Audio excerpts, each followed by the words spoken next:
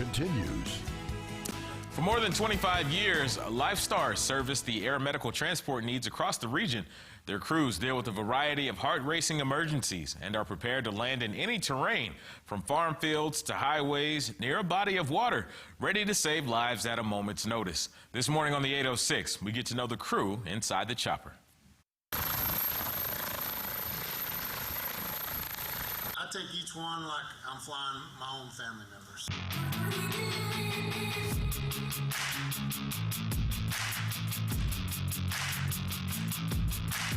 So that's how I conduct my business. Fortunately, I work with some of the greatest people in this industry, so it just doesn't get better than that. Typical day, you get here, you pre-flight the aircraft, you make sure everything's good, you do all your weather checking, make sure everything like that's good to go. Typically anywhere from like 4 to 7 minutes is kind of the time frame that they want us to be ready to go. So we're always near the aircraft. So, how do you fly this bad boy? Think about it like, so I have my rotor disc like this. Right. It's constantly pulling on the aircraft. So wherever this disc is tilted, Right. that's where you're going to go. That's where it's going. So when I push the cyclic forward, it's going to tilt the disc forward, and it's pulling us through the air. I really don't get nervous when I'm on call. I'm so focused on my in-flight stuff and focusing on what I need to do to keep things safe that it's really after the flight is over. That's, if something were to happen, that's usually typically when you start, getting a little nervous. Well, I was born and raised in Canyon, and ever since I can remember walking as a child, I've always been drawn to aviation. So helicopters is something I've always wanted to do, but ever since I graduated high school, Lifestar is always what I wanted to do and serve my community here.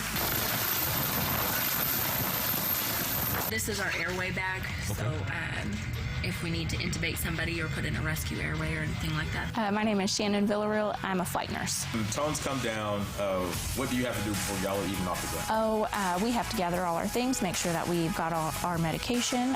We come and we speak to the pilot, and we all discuss, weather and if we're all ready to go, if there's any hesitation or whatever that may be to not take this flight.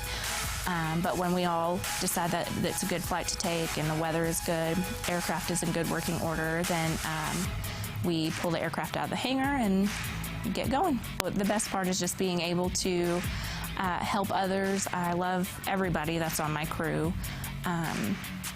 It's just a good day-to-day job. The most challenging would be having a challenging patient.